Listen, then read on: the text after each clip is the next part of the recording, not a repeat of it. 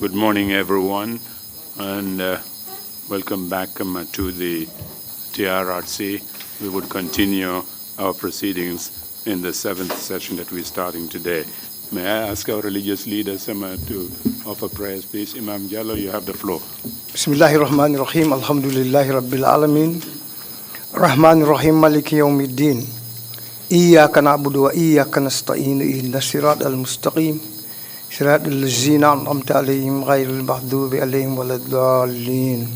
Inna fatahna laka fathan mubinan liyaghfira laka Allahu ma taqaddama min dhanbika wa ma ta'akhkhar. Wa yutimma ni'matahu 'alayka wa yahdiyaka siratan mustaqiman wa yansuruka Allahu nasran azizan. Huwa allazi anzala as-sakinata fi qulubil mu'minina liyazdadu imanan ma'a imanihim. Walillahi junudus samawati wal ardi wa kana Allahu aliman hakiman. Subhana rabbika rabbil izzati amma yasifun wa salamun alal mursalin walhamdulillahi rabbil alamin. Shukran, Imam Jallo. Bishop, you have the floor, please. Thank you, Chairman. Lord God of grace, of mercy, of compassion, and of love, and also of justice. As we continue to sit in the TRRC, we pray that your Holy Spirit will descend mightily upon this nation, the Gambia. Be with each and every family, and be with each and every institution in this land. We pray that as we hear the truth, we'll be made to hurt the feelings of the people of this land. And so we ask that you come to our aid. This we ask through Christ our Lord. Amen. Amen. Thank you very much, my Bishop. As we start our proceedings during this seventh session, we'll go through the traditional thing that we do, review the highlights of the previous session, and give you some idea of what the current session is going to be. I'll be reading a statement on behalf of the Commission on those 2 points, and give you some idea also on the 2 processes that are going on here in the Commission. And that's public hearings as well as outreach activities. This is a statement on behalf of the Commission. The TRRC concluded its 6th session of public hearings on Thursday, July 25th, 2019. 20 witnesses, including both victims and the perpetrators, were heard during that session, bringing the total number of witnesses appearing before the Commission to 93 since the commencement of public hearings on the 7th of January 2019. 17 of these witnesses who testified during the 6th session were journalists, including 2 women. 3 witnesses were junglers. The junglers were a group of commanders selected from the State Guards, a unit of the Gambia National Army responsible for the President's security. Officially called the patrol team, their primary duty was to patrol the areas or the area of the Gambia-Southern Senegal border near the President's home village of Kanilai. In reality, they were a hit squad, mainly engaged in arrests, tortures, killing of victims. The 6th session hearings focused in large part on the suppression of the freedom of the press and the other media, including the arbitrary arrest, detention, torture, and the murder of journalists by the security forces of the state, ostensibly under the orders of the former President, JAMMEH. The 7th session, which starts today, Monday, August 5th, will end on Thursday, August 22nd, 2019. During this 7th session, the Commission will hear more testimonies from the junglers. The earlier testimonies of the junglers during our last session brought to light through their own admissions the nefarious deeds they perpetrated on their compatriots who were innocent and defenseless. The truth of their atrocities was always there. It was just hidden from the Gambian public. The nation, and indeed the world, was appalled to hear of these heinous crimes. We cannot now pretend that these crimes were not or could not have been committed by Gambians. Now we know that they were not only perpetrated by Gambians on Gambians, but also on non-Gambians, such as our brothers and sisters from Ghana and other West African countries. The primary responsibility of this commission is to seek and record the truth of what happened in the Gambia during the period under review. Only knowledge of the truth can help us move forward as a nation. During this seventh summer session, the Commission expects to hold hearings on circumstances surrounding the April 10th and 11, 2000 massacre of 14 students by the security forces. In line with the TRRC's comprehensive approach to transitional justice and the Truth Commission work, various units of the Secretariat continue to be engaged in outreach activities, even as hearings go on here at June's resort. These outreach activities are designed to achieve several objectives, including sensitizing the public on the mandate and work of the Commission, promoting reconciliation and healing, making sure women and the children are engaged in the transitional justice process, and encouraging and empowering witnesses, both victims and alleged perpetrators, to come forward and give statements or testify.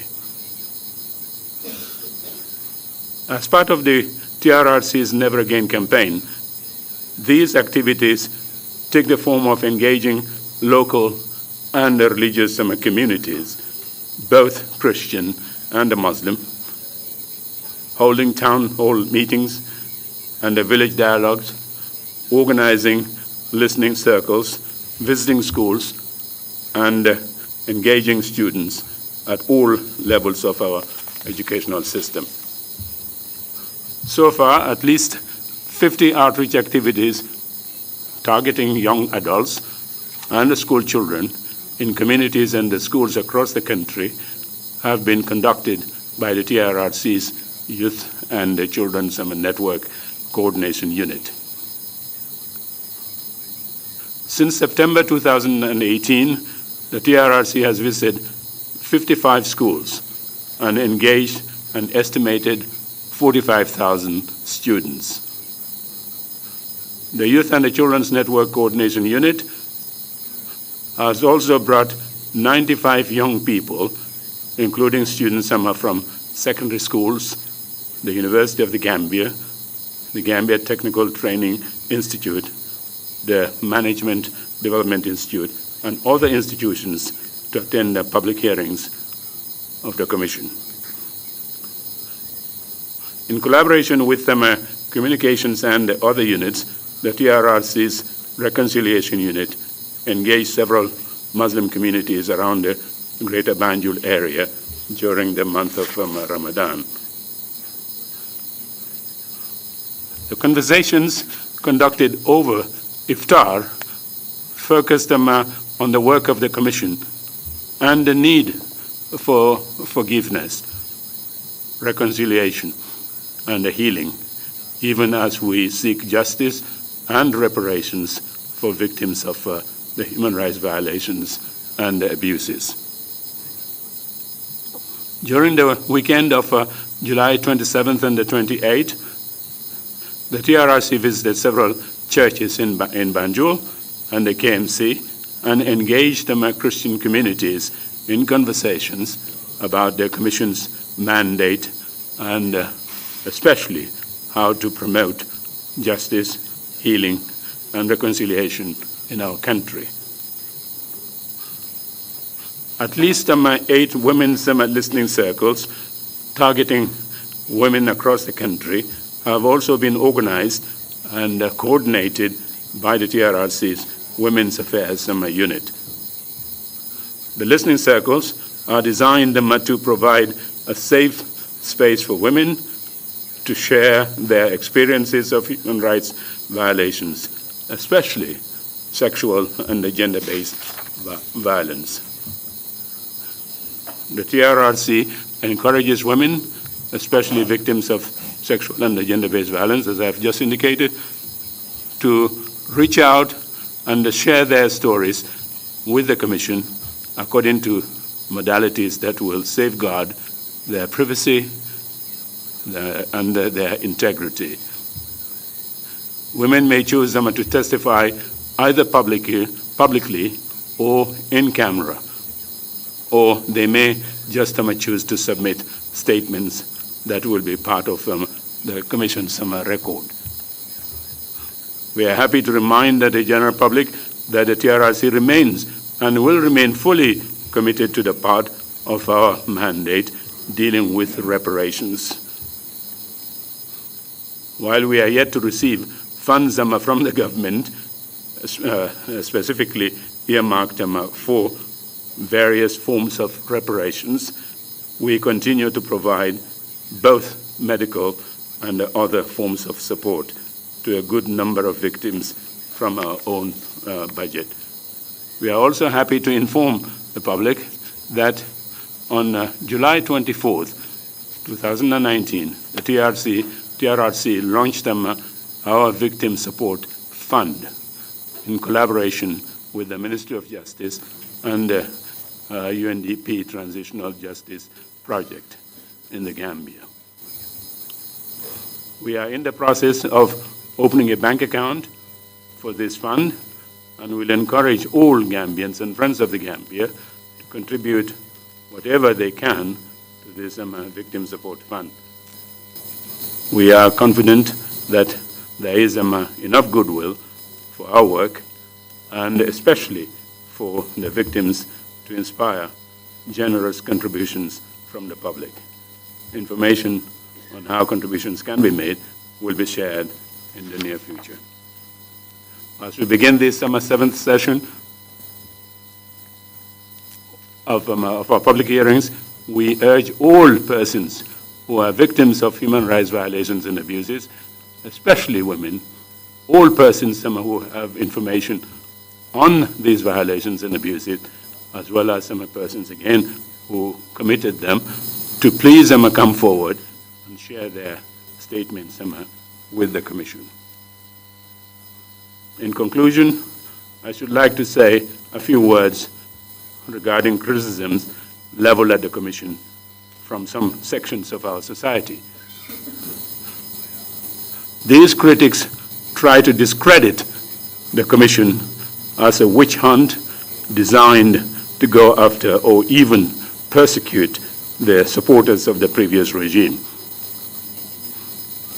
Some of them even maintain that witnesses appearing before the Commission were either coerced or bribed to testify against the previous regime. I should like to be categorical with regard to these allegations. Nothing can be or could be further from the truth. The TRRC is here to help this country get to the bottom of all the horrible things that happened in this country during the period under review, to help us all of us attain healing and closure, and ultimately to help us all move together into a better and brighter future. Finally, as we embark on this 7th session of hearings, we seek the support and the prayers of the public. Thank you very much. That's the statement made on behalf of the Commission. Council, are we ready this morning for the proceedings to start? And do you have a witness who is in already? If we do, please proceed. Good morning, Mr. Chairman, Commissioners. Good morning to members of the audience. The witness is in the waiting room, and we are ready to proceed. May I ask the usher to bring him in, please? Thank you.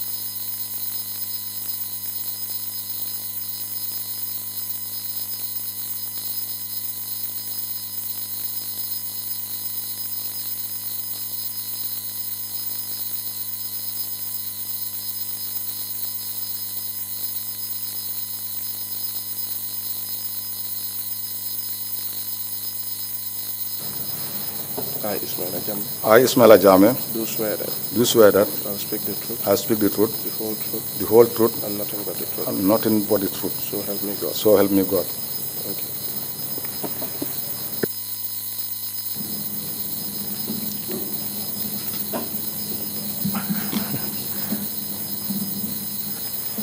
you. Welcome to this commission, Mr. JAMMEH.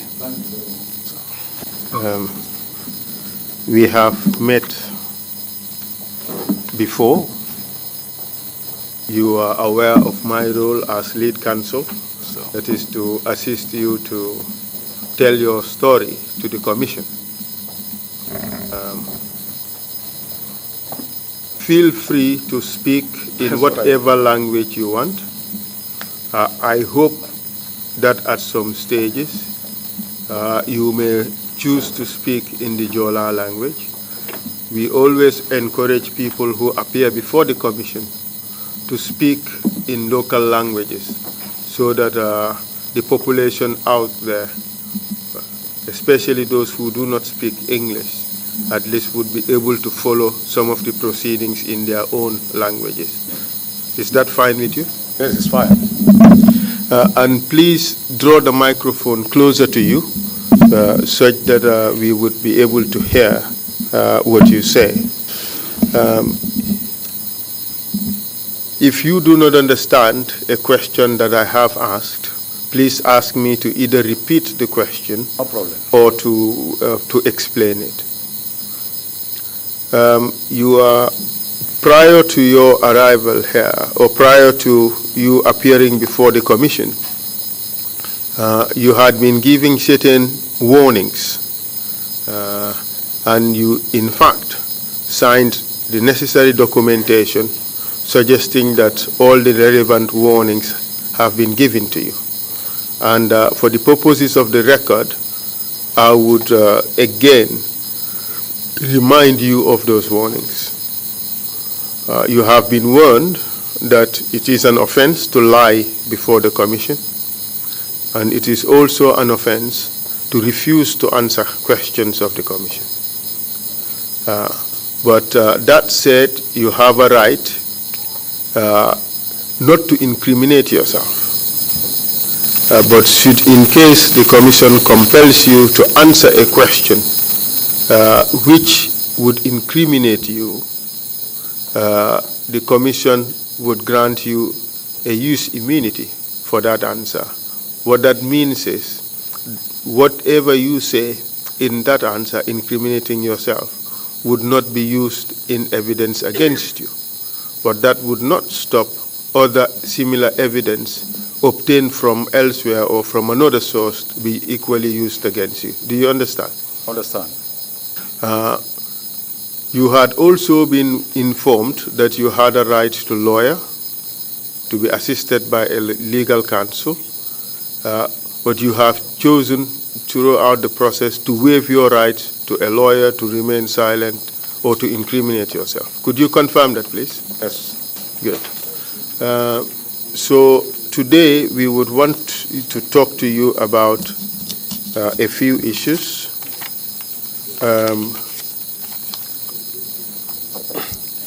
We would want to talk to you about the killing of Alma Momane in 2000,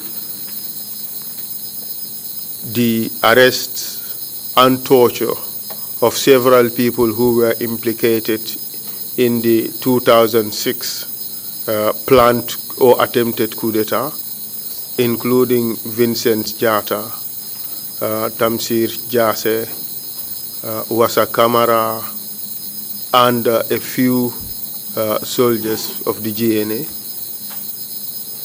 You have also been implicated in the torture of civilians who were arrested in connection with the Freedom newspaper saga. And you have also been implicated in the arrest and torture of Nur Cham.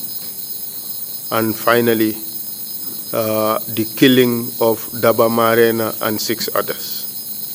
Are you ready to talk about those things? I'm ready. The way I am going to frame the questioning Yes. is not just to limit them to these issues that I have listed. I would allow you the opportunity to talk about the operations in which you were involved in. And remember that this is an ongoing investigative process. If you deliberately leave out operations you were involved in, and evidence later emerges showing your involvement, you may have to come back to answer to those questions, or the Commission would have to draw its own conclusions, considering that you have been given an opportunity to say everything you've been involved in. Do not hide anything, because if you lie, the Commission would not be able to make a recommendation for you to benefit from an amnesty. That is, if you satisfy the other requirements. So lying is a no-go area. You have to be absolutely truthful. You understand? Understand. So, and let's begin. Tell us your full names, please. My name is ISMAILA JAMMEH. Born in Buyam, Pony Kansalan, 8th of September 1972. Educated in Buyam from 1979 to 1984, where I sit at common entrance. I later repeat. I went to Kanilai in 1986-87. I come back to Buyam, continue secondary 4. Your last name is Jammeh. ISMAILA JAMMEH. Your last name is Jammeh. Yes, sir. Do you have any blood relationship with the former President Yahya Jammeh? Yes, it's the same family. We are all from, our ancestors come from the same place. And what would you say is your relationship? Brother, cousin, It's uncle? a brother. Would you say again? It's a brother. To you. Sir. I'm sorry I did not brief you about this. Let's try to avoid overlapping speeches. No problem. I would listen to you when you speak and I will allow for 3 seconds. After you finish speaking, then I'll speak. And you'd also do the same. So you are telling us that Yahya Jammeh is a relative of yours. He's a brother to you. You hail from the same ancestral home. Yes, sir. That's right. After you said you did Buyam Primary School 1979 to 84, and then you did St. Antoni in Kanilai in 1985. What did you do after that? 86, 87. 86, 87. Yes, sir. Okay. So your statement says 85, so we have to correct that. Maybe there is a typing error. Maybe those people, they have a mistake. That's right. So we would correct that. And what did you do after you finished St. Anthony's? I returned back to Buyam, where I did my secondary 4. In which school? St. Edward Secondary School. When did you complete? 1991. And what did you do upon completion? I went to join selection at Fajara Barak in 1992. I first started at Jundum Army Camp, but I couldn't succeed. The following year, I went to Fajara Barak in 1992, the same thing. But the third year, 1993, I succeeded to be a Zandam officer in Fajara Barak. And where did you do your training? In Bakau Barak. When did you complete your training? Almost at the early 94. And what did you do upon completion of training in 94? We were taken to, I joined the mobile Gendarmerie unit, this residential guard, Central Bank, the ex-vice president Sekou Sabali, Radio Gambia, Abuko Art Station. Where were you on July 22nd, 1994? It met me at the Central Bank. What were you doing there? I was the sentryman when the former president Sadauda was even going and meet me at the sentry box. I was the one who was manning at the sentry box, Central Bank. And of course, on that day, July 22nd, the government changed. Sir. And what happened to you? Me, I remained at the Central Bank. Later, we proceeded at the afternoon time. We went to the State House. Proceed. The former president have left. And proceed. What happened after you went to State House? What did you find there? How did that affect you? We were there as private soldiers. We were there mingling with my comrades. And your duty that morning was to be a sentryman at Central Bank. Yes. You left that position because the government was changing, and you went to the State House. And from then onwards, what became your responsibilities? Then, there was no proper command. I remained, we used to go up and down from Central Bank to State House, but later, as a private soldier, I couldn't have power. They retained me at the State House to be a sentryman, because by then, some soldiers were not steady. But people like us, the young ones, they have to force us to remain at the State House so that we can man sentry posts, which I remained there. And who was the commander of the guards at State House at this time? By then, it was, it's a Manjako man. He passed away from Kafuta, something Mendy. There, Mendy? Huh? There? No. Okay. You remained in State House? Yes, I remained at the State House, yes. And for how long did you remain in State House? I was there till 2001 when I was decided. I left State House. So at this time, it was your own brother who became the head of state, correct? Yes, sir. Did that affect your work at State House? It didn't affect my work. You said your position was you worked as a sentryman. Yes, by then. By then. All right. For how long did you remain as a sentryman? I was there, I remained the hard work I was doing. I was identified out of the lots. That's why they picked me to move me from infantry to go closer as a close protective officer to the then president. But you are saying it was your hard work. Yes, sir.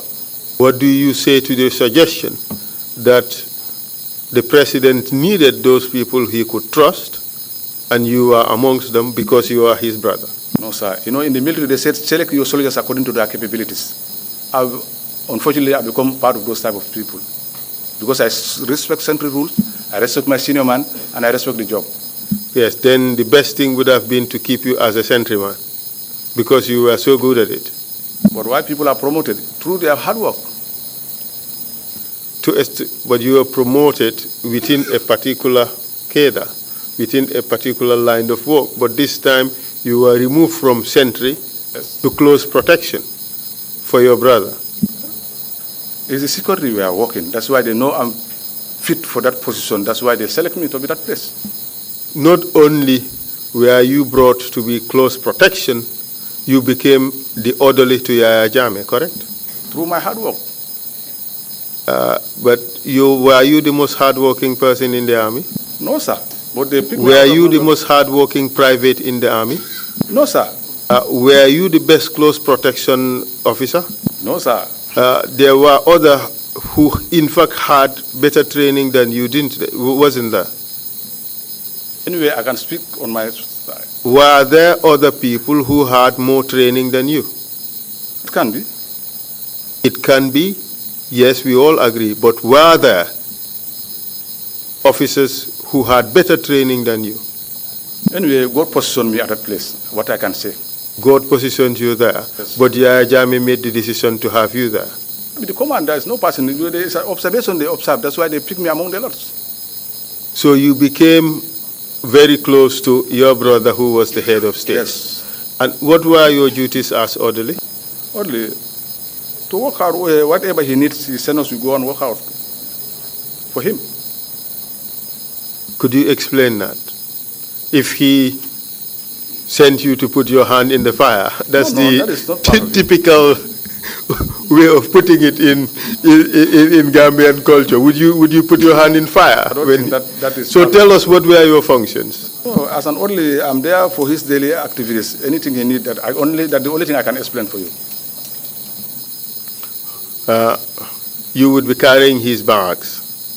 You would be bringing things that he needed. Yes. You would be running his errands. And you would be close by. And would you be hearing his conversations? No, that one, even you know, that there are certain conversations I shouldn't be close to it. And would he send you away when he is holding important conversations? No, we have a limit in anything. Everybody have a limit. We have your AOR, where you should end. We just want to understand. None of us here, well, most of us civilians here, have never worked as orderly. We want to understand from your own perspective what that meant. Which is? How close would you be when he's holding conversations and things like that? I have where to end. Which is? This private conversation I couldn't hear. How about his official conversations? He's in the office, I'm outside.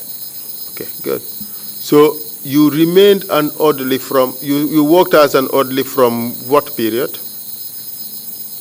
98, 99,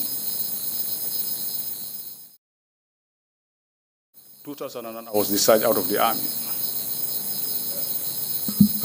In between, some important event happened. We would come back to that. But let's talk about that event in 2001, which led to your sacking. So now let's track your career in the military until today.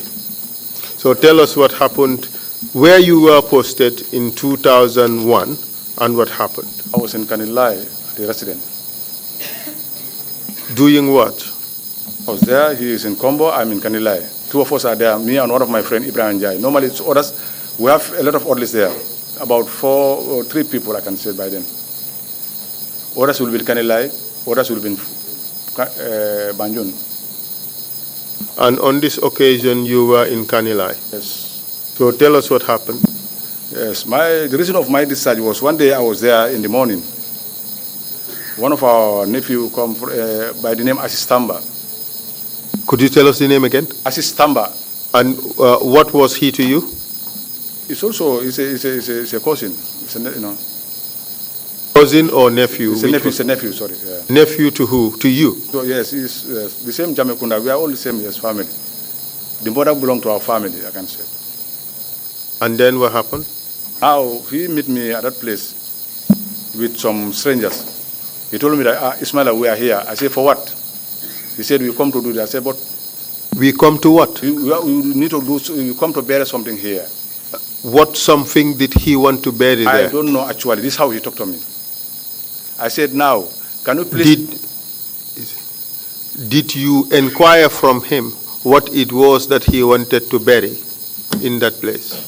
I asked him, but he cannot tell me fully what he have. I cannot know actually what he's having.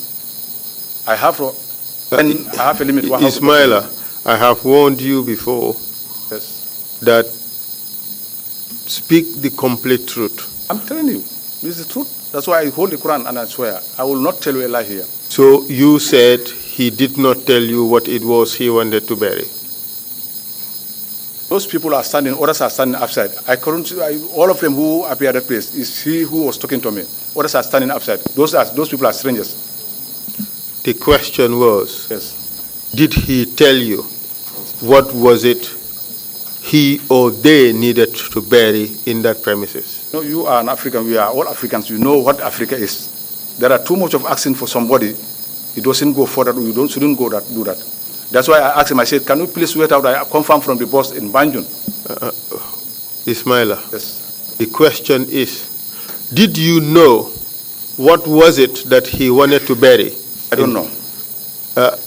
In your statement, Ismaila, you said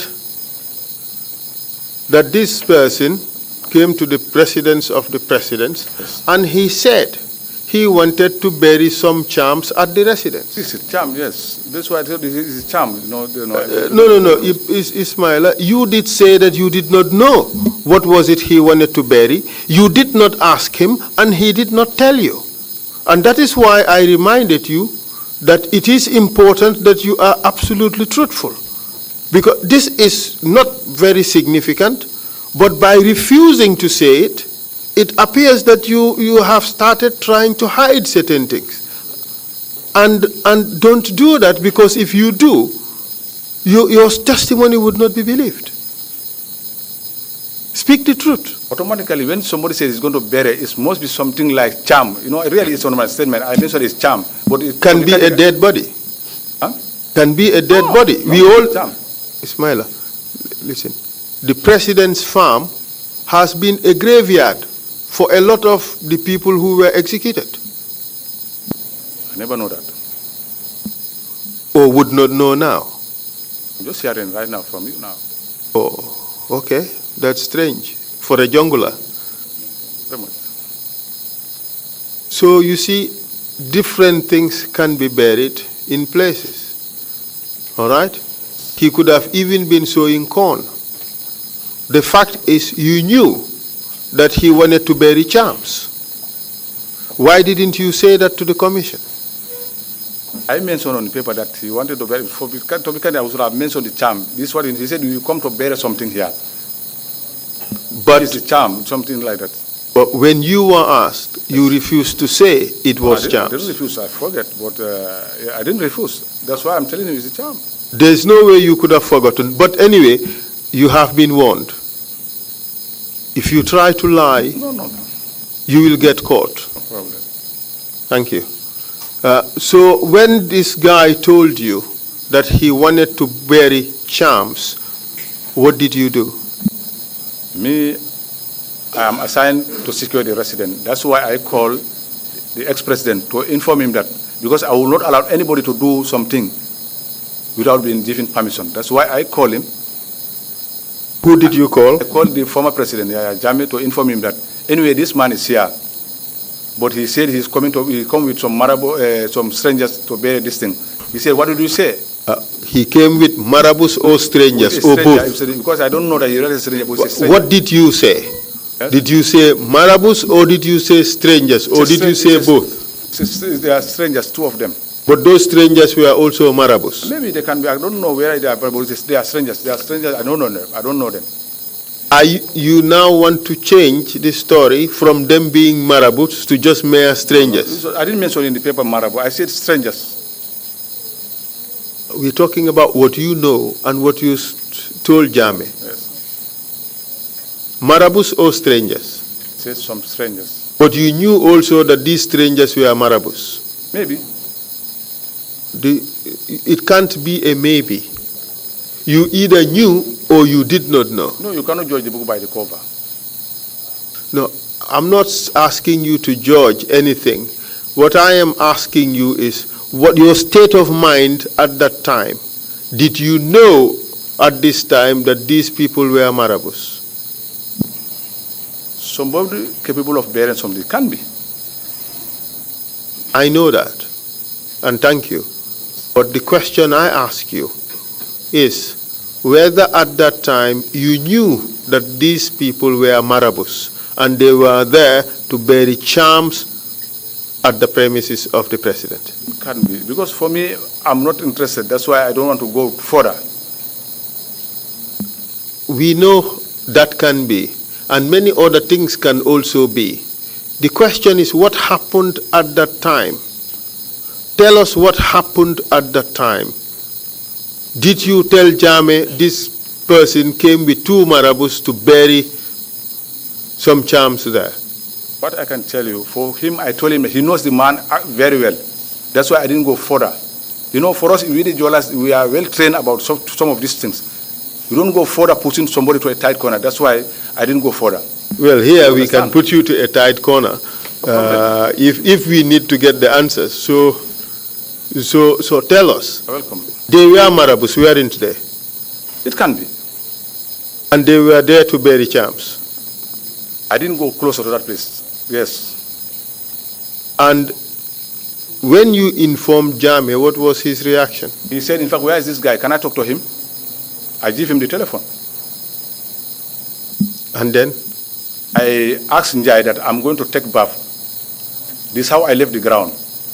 I went out to a bathroom where I passed these people, they are doing their things.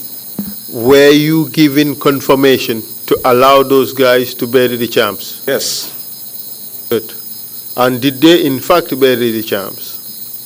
When they started the process, I passed them. I didn't even, I'm not interested to know whatever they are doing. I left them. The question is, did they bury the charms? Yes, they buried.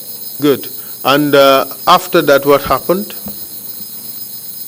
But what happened was, between my conversation with that guy, I told him that you are a civilian. You cannot come and tell me something, we are soldiers, we swear that we shall never disappoint our leader. That's what we swear since when I went to the army or the Zandam. That's what I swear. That's why anything we are doing, we go with instructions. And then? I left him. But in the evening, to my surprise, Yankuba Baji, Lieutenant Baji, he come with a frown face. Did you have a fight with this Aziz Tamba? No, I didn't even have any argument with him. Proceed, please. Now, Yankuba Baji met me. He met me, I was even conversing, I was solving a problem with somebody. Some people quarreled. That's what I was even trying to put across. Now, he told me, Ismaila, look at me properly. I'm not happy. I said, what happened? He said, I received your information that I should collect you and lock you. I said, what happened? He said, one assist, I heard that they give me an information that you have a problem with assist.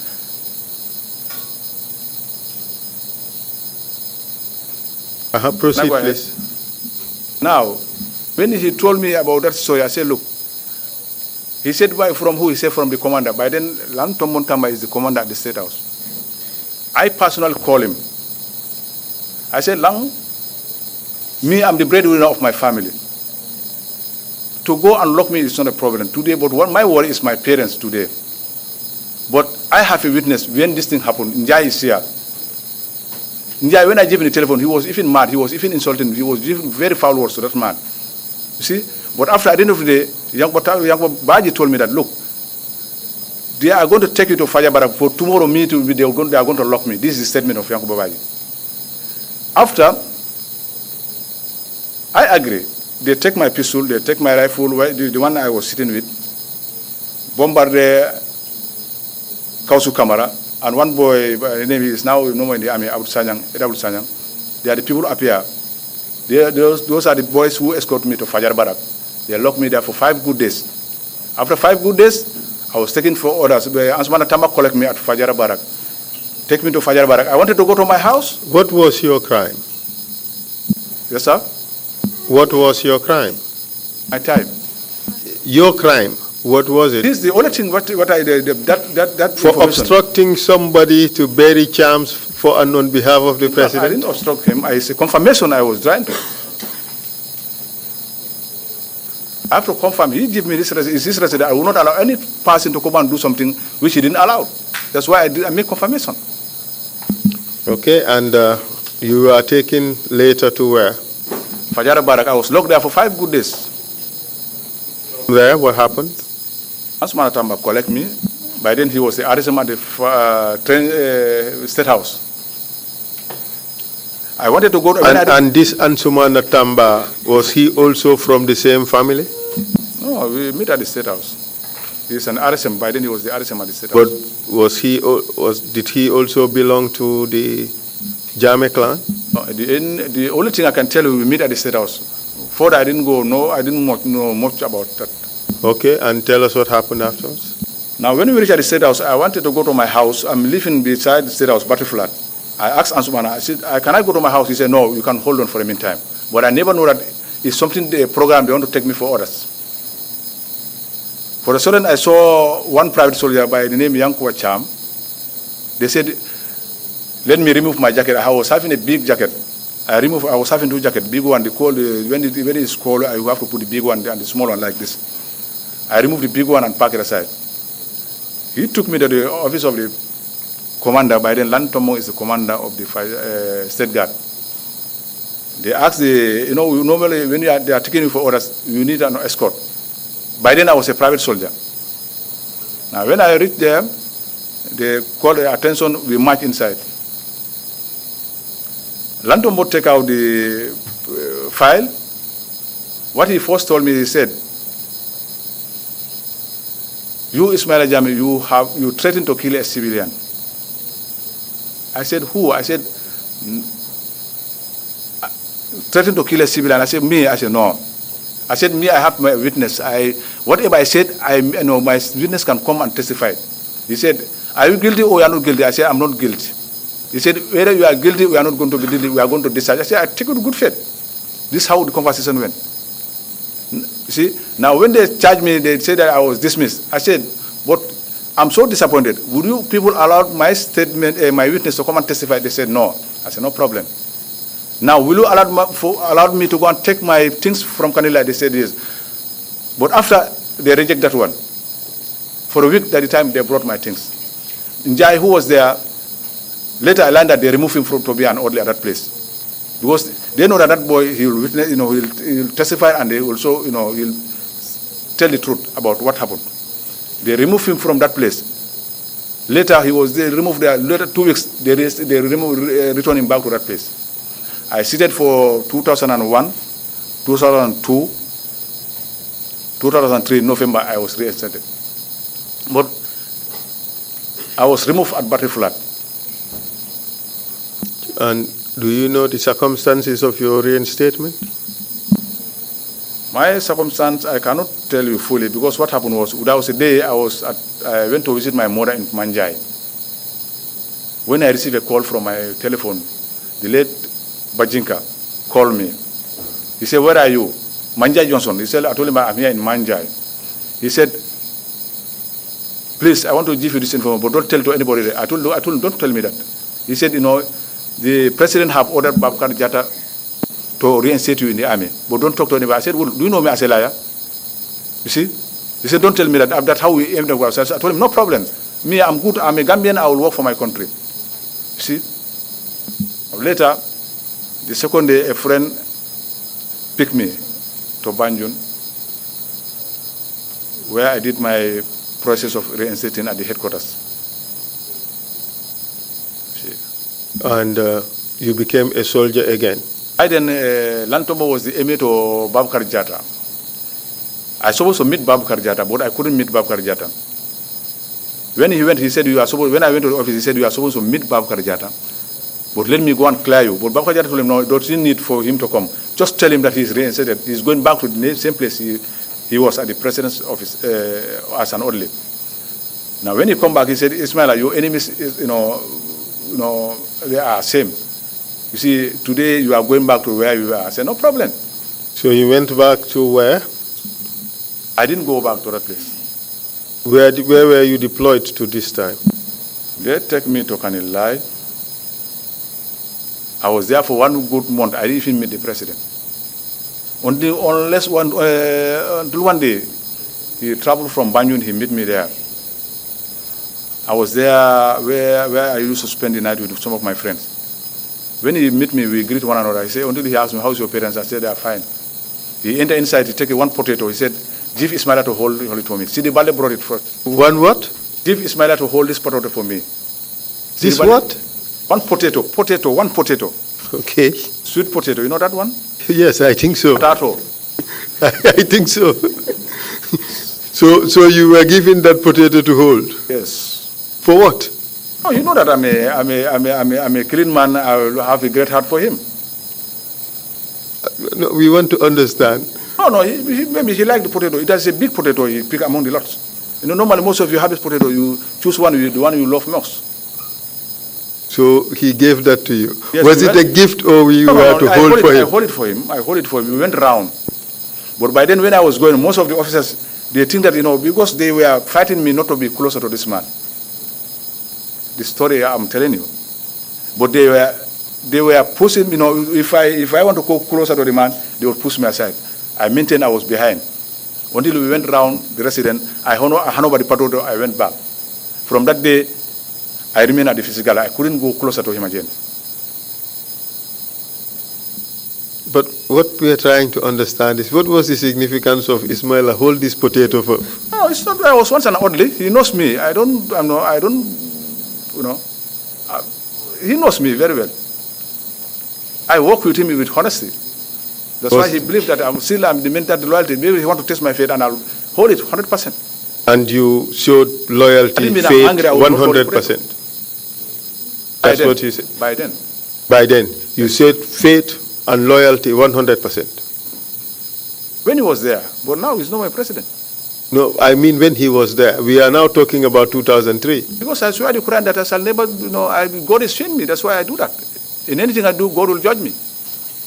No, what I'm trying to drive at is, I'm just repeating your words. You showed him faith and loyalty 100%. That's what you said. But what man a loyal soldier should be? I'm not saying that. I'm saying that is what you said. Yes or no? Yes. Thank you. So what happened after that? After that, in that encounter with JAMMEH, you said you were no longer close to him, but what happened to you? I remain at the physical guard, being a sentry man, at the resident, Kalaji, Kamfenda. We have been rotated with my friends until finally we returned back to Banjul. After that one, a year later, 2004, I was lucky to be those people selected to go to Sudan, the first contingent, Gamkoi 1.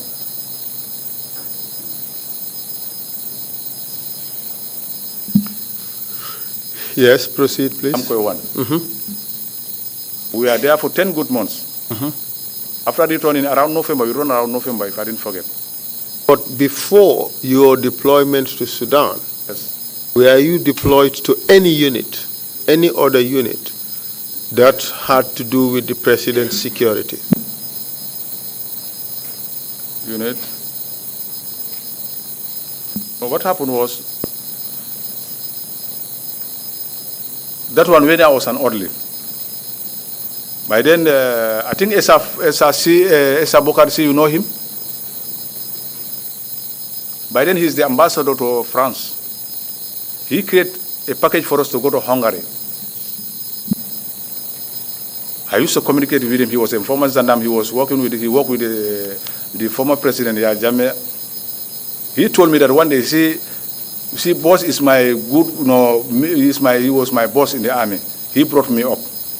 But you two, you are also I'll take you as a younger brother. Who was he referring to as boss? The former president, JAMMEH.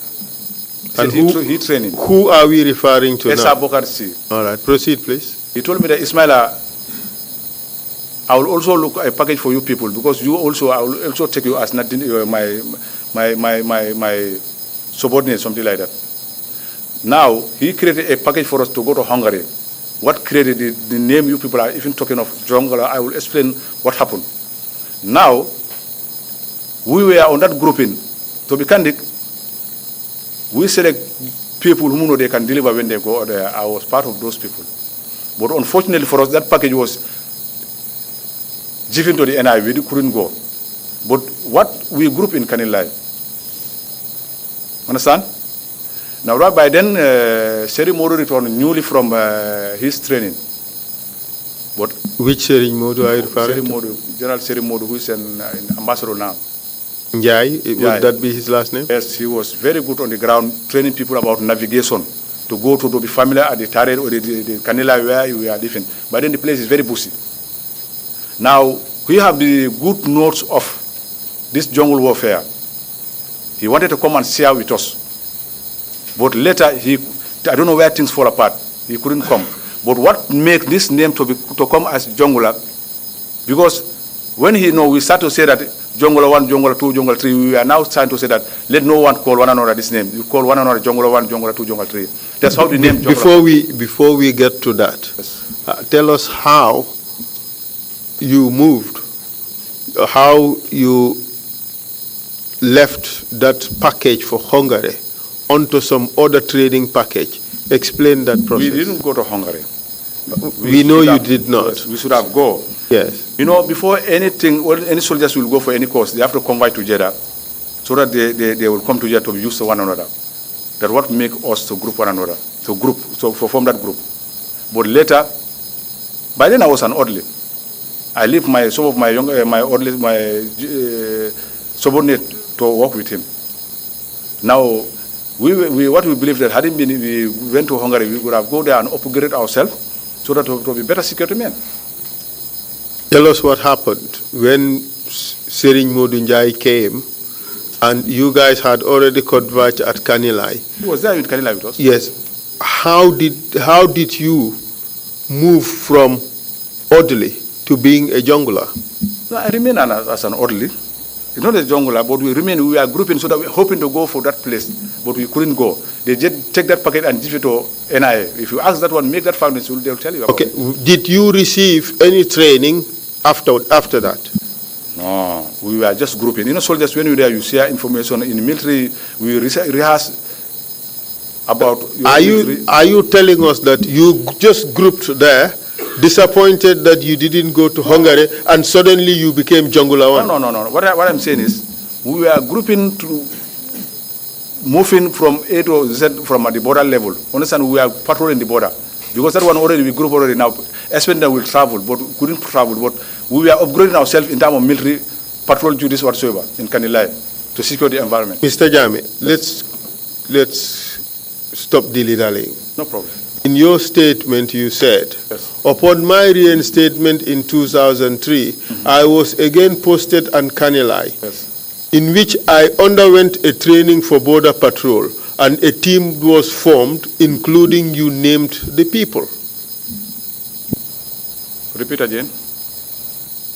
You said, upon your reinstatement, you were taken to Kanilai and giving training on border patrol. What I said, when I returned to Kanilai, I was stationed at Kanilai. We were doing border patrol when I was stationed. Did you receive any training? What I said is our own ideas here in the Gambia. The question is, did you receive any training while you were at Kanilai during this period? Yes, I can say that training is we do among ourselves. Anybody, the idea you have, you put it to your men, your friends, you add one and one. No? Are you suggesting that you trained yourselves? Yes. Are you serious? With my friends. You trained yourselves on border patrol? Yes, we are working. And thereafter, you became Jungula 1? No. What I'm saying is, we were, after, during that time, they brought one person by the name Francisco. Exactly. Yes. But why are you... No, I'm coming. Okay, arrive. Listen, what, we even come to know that man, in fact, he don't know anything. Let's talk about the facts. Yes. All right? You were deployed from State House to go to Kanilai, correct? In 2003. No, that one is already, this training happened in 2099, I can say, if I didn't forget. 2003, by then all these things happened. We are repeating now. The evidence we received is that this occurred in 2003. At the time I was reinstated, November. That the training for the junglers with Francisco Caso, it occurred in 2003. For me, no. So when did you receive your training as a jungler? What I'm saying is, I can say 99. Who gave you that training? This is the guy I'm talking of, is Francisco, whom we are. Sometimes we listen to somebody, I don't know, you value yourself, whether this man what he's talking, telling me is genuine. Let's not go into that yet. Yes. Who gave you the training? What is his full name? Francisco Caso, we are working with him. Of what nationality? He is a lad that he was brought by Black Yabi to us from Italy. And you said that training occurred in 1999. Something like that, if I didn't forget. All right. With whom did you participate in that training? I think the whole package would have been 15 people. To be candid, I remember a few people.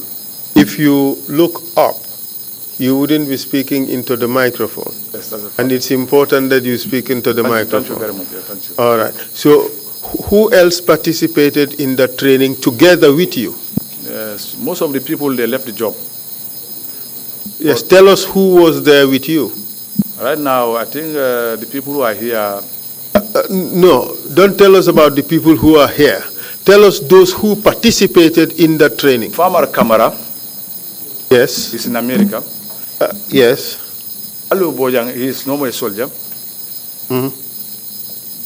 Senghor, Lamin Senghor is no more a soldier. Lamin Senghor, known by any other name? Lamin Senghor, they used to call him Assassin. Assassin. Yeah, so Assassin was a jungler? No, this is just a nickname. I understand. So I'm just trying to get the facts correct.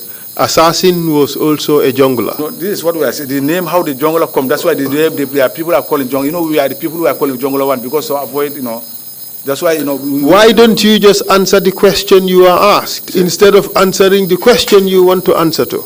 Okay. Answer the question you are asked. Lamin Senghor, alias Assassin, was also a jungler, correct? Yes. Thank you very much. And who else? Abkar Bojang, he is no more a soldier. Yes. It's a long time. I can remember a few of these people, really. But the rest, some of them, I cannot remember them. These are the only names you can remember. Yeah. It's a long time, really.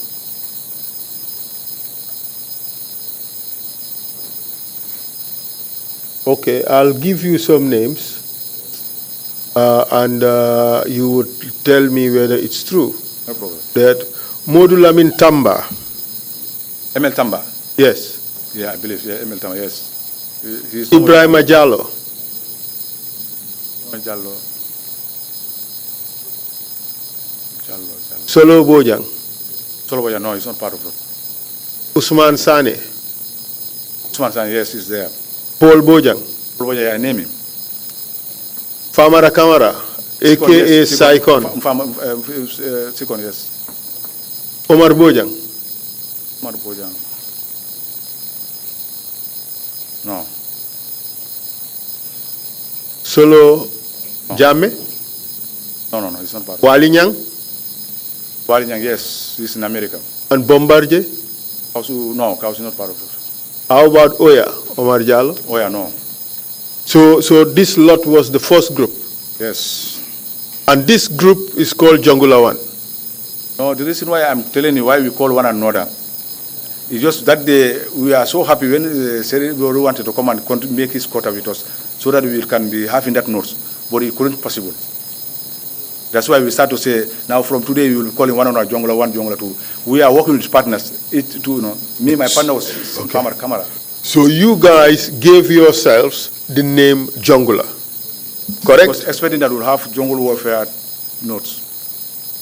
You guys gave yourself the name jungler. Yes.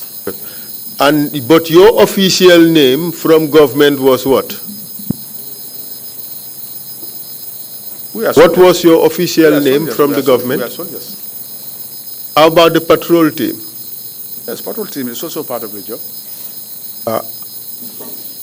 Was patrol team also an official name for the group who called themselves the junglers? People who are very active, that's why those are the people on the patrol team. If in a time somebody will call yourself a commando, you are not a commander. It's common in the army. You'll take a name which you know you are not part of that. You are not like that type of person. Okay.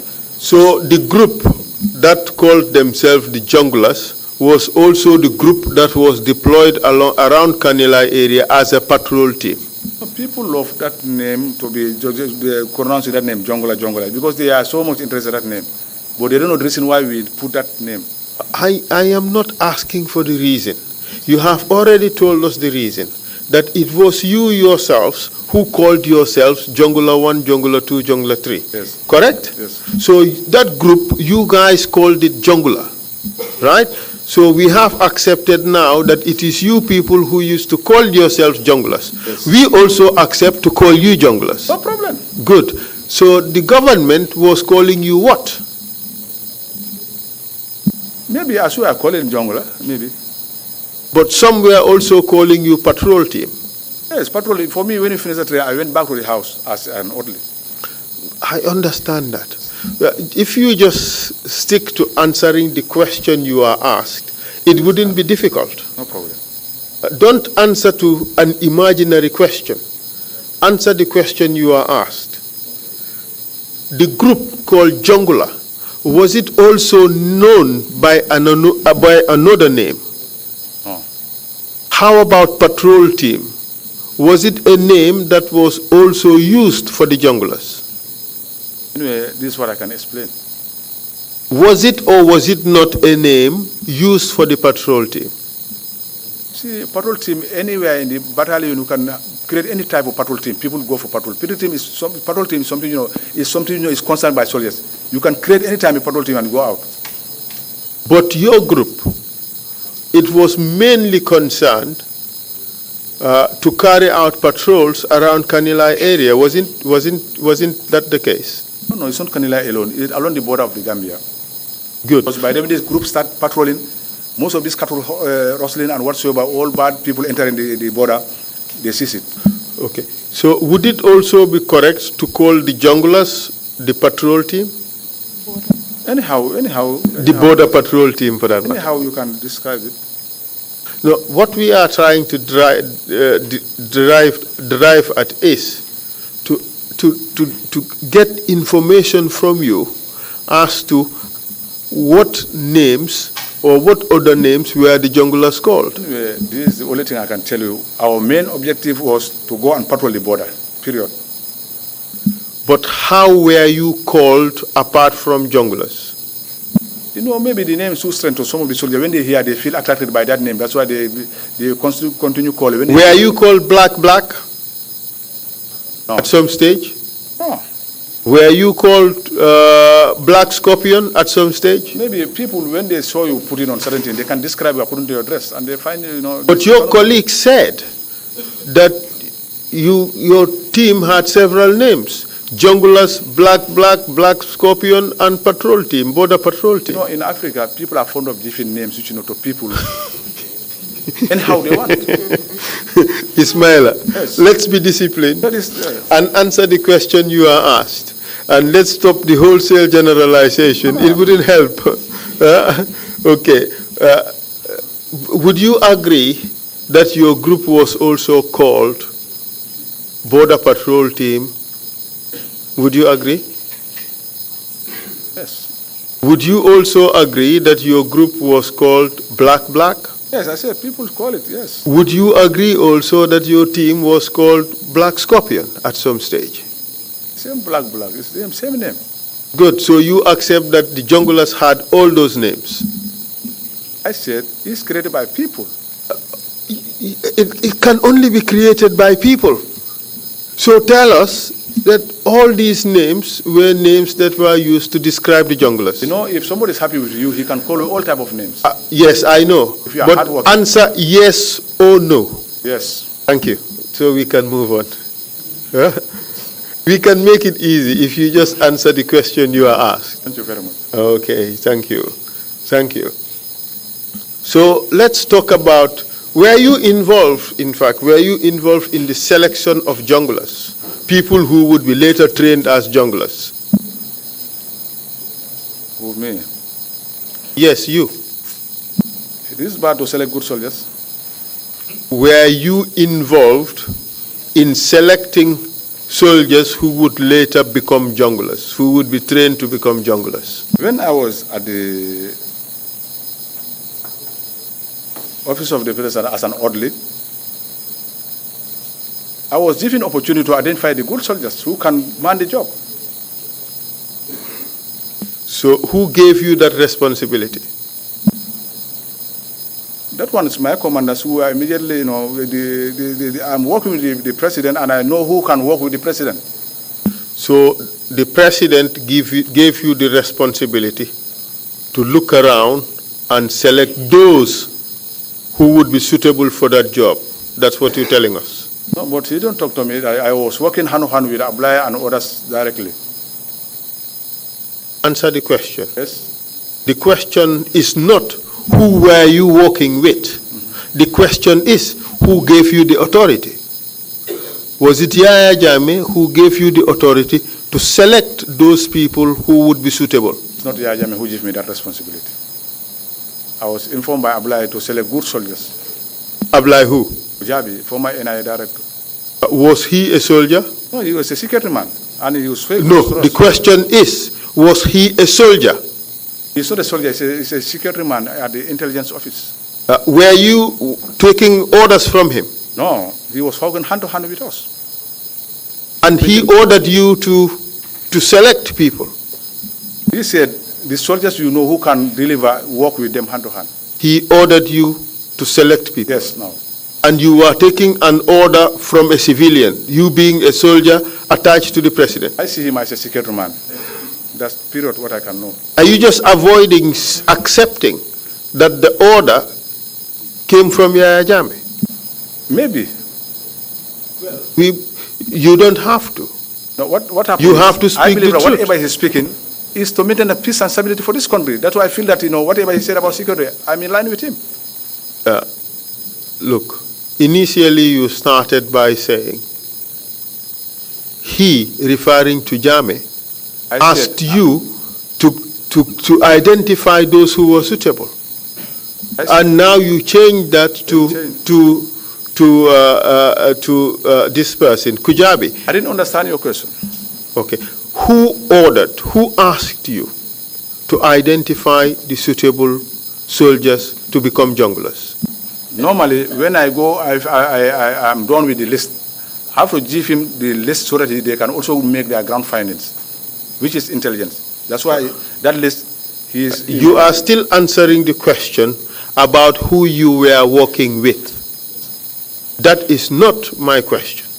Yes. My question is, did Yaya Jammeh instruct you to identify those suitable soldiers? No, sir. So you are taking an order from a civilian? It's a security man, yes, sir.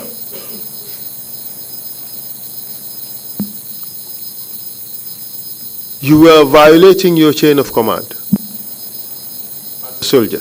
As you can see it, but I see him as an intelligence officer. The question is, were you violating your chain of command as a soldier? For me, I didn't see it like that. Regardless of how you saw it or you still see it, the question is, were you in fact violating your chain of command by taking an order from a civilian?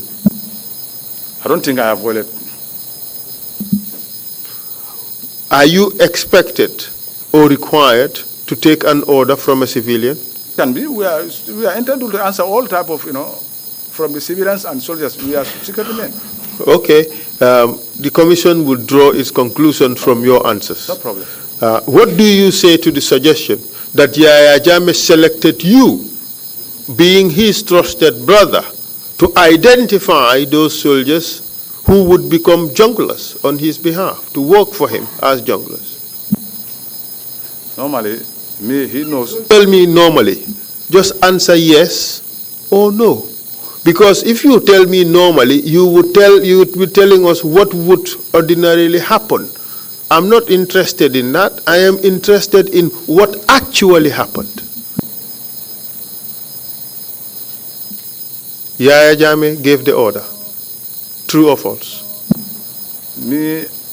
I received information from Abdullah Jammeh. Did he tell you that the order came from Yahya Jammeh? He asked me, it's an order. In military, when an order comes, you don't follow to go deeply where the order comes from. Would the order come from a civilian, from a completely different institution? He's working hand to hand with the soldiers. He said the intelligence is working hand to hand in the military. That's why I believe that it's an order to maintain security. At the time you acted, did you believe that the order came from Yahya Jammeh? I trust him. I know you trusted him. That's what you say. Yes. The question is not whether you trust him.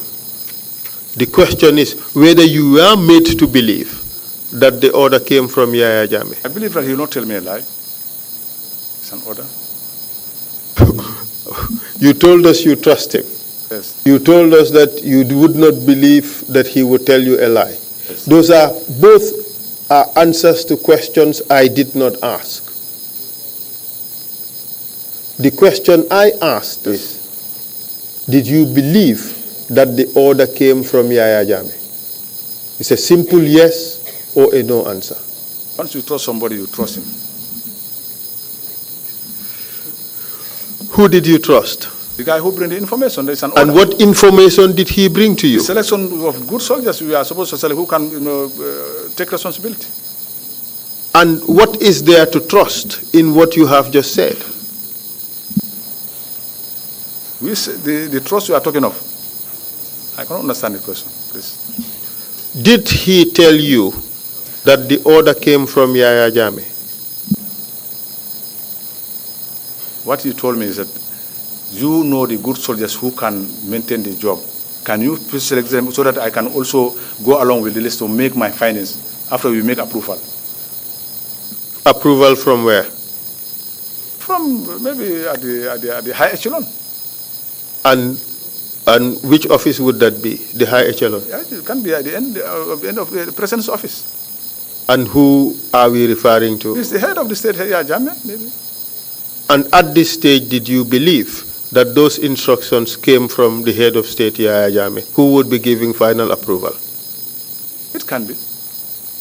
Can be, could be. The issue is, was it the case that Yahya Jammeh gave that order? No, for them, they are security personnel. They have a panel where they sit, they make their final conclusion. If anything comes, it goes to the security panel, which make a final, It's nobody, it's not one man show. It's many people who sit at the table and make recommendation. The panel does not give an order, does it? The panel, they have to discuss, and they come to one term. The panel does not give orders, does it? They make their final recommendation. Okay. The question to you, ISMAILA, is, okay, I'll do it the old-fashioned lawyer way. I put it to you that Yahya Jammeh gave that order for you to select people you deemed suitable. Correct? Sir. Thank you very much. Whew. I think it's a fitting time to take a break.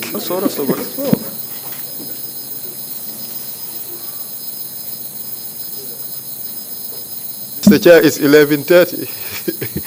Sorry, I missed your last point on that one. Yes, 11:30, we will take a 30-minute break and come back at 12 noon sharp. Thank you very much. Meeting is adjourned.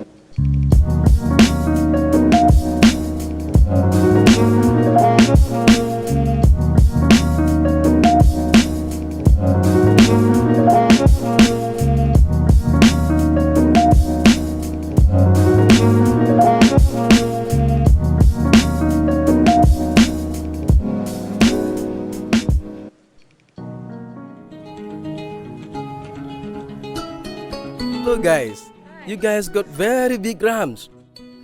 I hope you don't get it from where I'm suspecting. Do you think you're the only one who knows where all the good news come from? My son bought me this ram all the way from abroad with baluwo. Oh yes, this must be baluwo. Me too, my daughter just bought one for me. True baluwo. With baluwo, everything is possible. This Tabaski, you can buy ram for your family using the trusted Baluwo. Just log on to the www.baluwo.com website or download the app. You can buy ram, otherwise foodstuffs such as rice, sugar, cooking oil, and much more for your family this Tabaski. Baluwo, better than sending money.